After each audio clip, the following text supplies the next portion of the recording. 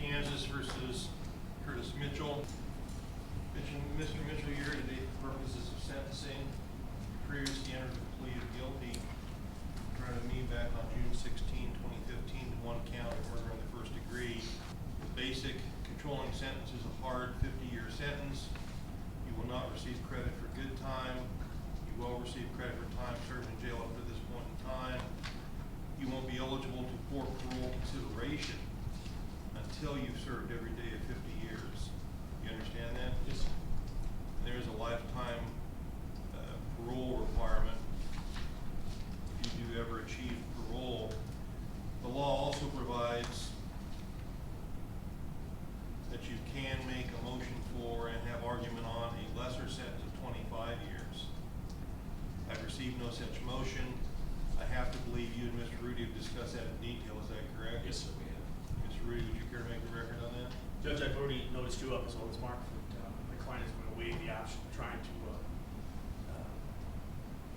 present evidence, mitigating evidence, and seek the 25 instead of 50. He's going to accept the 50. Just so that we're clear on what the law does provide, Mr. Mitchell,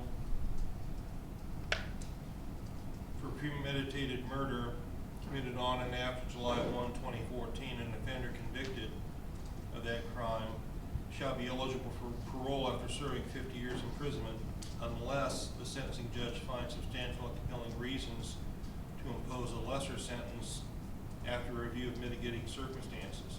In that case, the offender shall serve 25 years pursuant to becoming eligible for parole.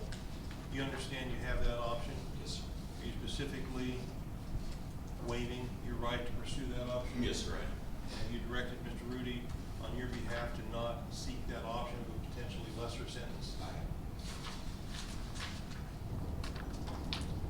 On the one count of murder in the first degree, I will impose a sentence of 50 years under provisions of the statute addressing first degree murder. That will be essentially a hard 50 sentence. You will serve every day of 50 years in jail, less credit for time you've already served in jail up to this point in time. You are not eligible for good time reduction of your sentence. You will be eligible for parole consideration after you've served that entire 50-year sentence. If you do ever achieve parole, you will then be subject to a lifetime supervision on parole. I'm not going to assess court costs, attorney's fees, or bids fees because of the incarceration. You do have rights of appeal. Well, I'll go ahead and address your rights, although they are kind of academic. Based on this case, you're now a convicted felon. As such, you're prohibited from possessing any type of control over any type of firearm. I will find you photographed and fingerprinted.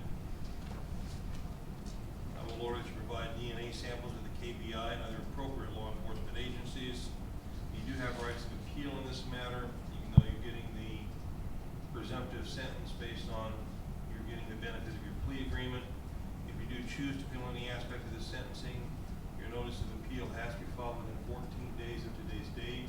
If that 14th day falls on a weekend or a holiday, you have until the next regularly scheduled court date to file that notice. You have the right to have an attorney help you in the appeals process. You have the right to have access to transcript of relevant proceedings in this case, again, to help you in the appeals process. If you're not able to afford the attorney or those transcripts, they will be provided on your behalf at little or no cost to you.